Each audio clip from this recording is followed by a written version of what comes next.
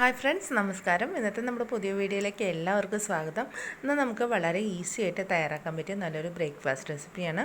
അപ്പോൾ റെസിപ്പി എങ്ങനെയാണ് തയ്യാറാക്കുന്നതെന്ന് നോക്കാം. അതിനായിട്ട് ഞാനിപ്പോൾ 1 കപ്പ് നുറുക്കോതമ്പ് എടുത്തിട്ടുണ്ട്.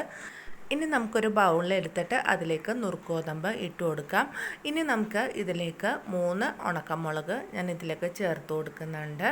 ഇനി നമുക്ക് എരിവ് കൂടുതൽ വേണമെന്നുണ്ടെങ്കിൽ 4 ഉണക്കമുളക് ചേർത്ത് കൊടുക്കുക. ഇനി നമുക്ക് ഇത് നന്നായിട്ടൊന്ന് വാഷ് ചെയ്തെടുക്കുക. 3-4 പ്രാവശ്യം നന്നായിട്ട് വാഷ് ചെയ്തെടുക്കണം. ഇപ്പോൾ ഞാനിത് നന്നായിട്ട് വാഷ് ചെയ്തെടുത്തിട്ടുണ്ട്.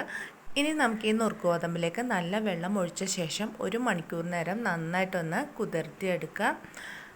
ഇപ്പോൾ നമ്മുടെ നുറുക്കുഗോതമ്പ് 1 മണിക്കൂറായിട്ടുണ്ട്. നന്നായിട്ട് കുതിർന്ന് വന്നിട്ടുണ്ട്. 1 മണിക്കൂർ നേരം കൊണ്ട് തന്നെ നന്നായിട്ട് കുതിർന്ന് വരും. ഇനി നമുക്ക് ഇത് അരച്ചെടുക്കാം കേട്ടോ. നുറുക്കുഗോതമ്പ് നന്നായിട്ടൊന്ന് അരച്ചെടുക്കാം. അതിനായിട്ട് ഞാനിപ്പോൾ ഒരു മിക്സിയുടെ ജാർ എടുത്തിട്ടുണ്ട്. അതിലേക്ക് നമുക്ക് ആദ്യം തന്നെ 2 തക്കാളി കട്ട് ചെയ്തത് ഇട്ട് കൊടുക്കാം. അതിനുശേഷം നമുക്കിതിലേക്ക് ഒരു ചെറിയ കഷ്ണം ഇഞ്ചി ചെറുതായിട്ട് അരിഞ്ഞത് ചേർത്ത് കൊടുക്കാം. ഇനി നമുക്കിതിലേക്ക് 1/4 ടീസ്പൂൺ സാധാരണ ജീരകം ചേർത്ത് കൊടുക്കാം.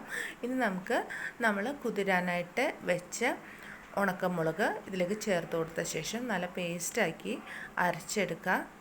അതിനുശേഷം നമുക്കിതിലേക്ക് 1/2 കപ്പ് ചോറ് ചേർത്ത് കൊടുക്കാം.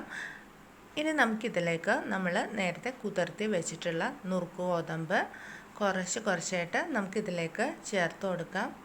ഇപ്പോൾ ഞാൻ നുറുക്കുഗോതമ്പ് മുഴുവനായിട്ടും ചേർത്ത് കൊടുത്തിട്ടുണ്ട്. ഇനി നമുക്ക് ഇതിലേക്ക് അരക്കാൻ ആവശ്യമായിട്ടുള്ള വെള്ളം ചേർത്ത് കൊടുക്കുക. അത് നമ്മൾ നുറുക്കുഗോതമ്പ് കുതിരാനിട്ട വെള്ളം കുറച്ച് ഒഴിച്ചു കൊടുക്കുക. അതിനുശേഷം നമുക്ക് നല്ല വെള്ളം ഒഴിച്ചു കൊടുത്ത് നന്നായിട്ടൊന്ന് അരച്ചെടുക്കുക. ഇപ്പോൾ ഞാനിത് നന്നായിട്ട് തന്നെ അരച്ചെടുത്തിട്ടുണ്ട്. 2 ബാച്ചായിട്ടാണ് ഞാനിത് അരച്ചെടുത്തിട്ടുള്ളത്. രണ്ടാമതും നന്നായിട്ട് തന്നെ നല്ല പേസ്റ്റ് രൂപത്തിൽ തന്നെ ഞാൻ അരച്ചെടുത്തിട്ടുണ്ട്. ഇനി നമുക്കിത് നന്നായിട്ടൊന്ന് മിക്സ് ചെയ്ത് കൊടുക്കുക. ഇപ്പോൾ നമ്മുടെ ദോശയുടെ ബാറ്റർ നന്നായിട്ട് കിട്ടിയിട്ടുണ്ട്. ഇനി നമുക്ക് ഇതിലേക്ക് മിക്സിയുടെ ജാറ് കഴുകി കുറച്ച് വെള്ളം കൂടെ ഒഴിച്ചു കൊടുക്കുക. വെള്ളം ഒഴിക്കുമ്പോൾ നോക്കിയിട്ട് വേണം ഒഴിച്ചു കൊടുക്കാനായിട്ട്. ഇനി നമുക്കിത് നന്നായിട്ടൊന്ന് മിക്സ് ചെയ്ത് കൊടുക്കാം കേട്ടോ.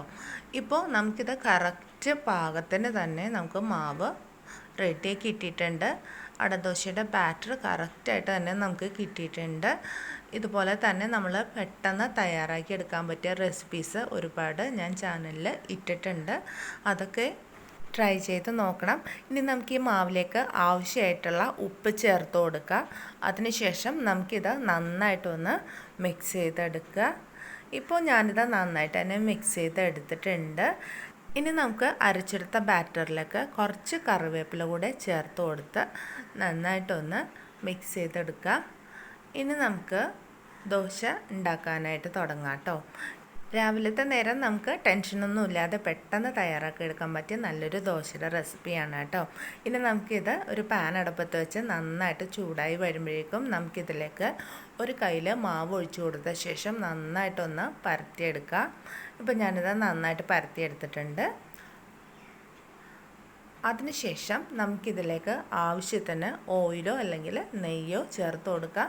ഞാനിപ്പോൾ ഇതിലേക്ക് നെയ്യാണ് ചേർത്ത് കൊടുക്കുന്നത്. ഇനി നമുക്കിതിലേക്ക് ഒരു വശം നന്നായിട്ട് കുക്കായി വരുമ്പോഴേക്കും നമുക്കിത് മറിച്ചിട്ട് കൊടുത്ത് അടുത്ത വശവും കൂടെ നന്നായിട്ടൊന്ന് കുക്ക് ചെയ്തെടുക്കുക. ഇപ്പോൾ നമ്മുടെ ദോശ റെഡി ആയിട്ടുണ്ട്. നുറുക്കുഗോതമ്പ് ദോശ. ഇത് നമുക്ക് പെട്ടെന്ന് തന്നെ തയ്യാറാക്കിയെടുക്കാൻ പറ്റിയ നല്ലൊരു റെസിപ്പിയാണ്.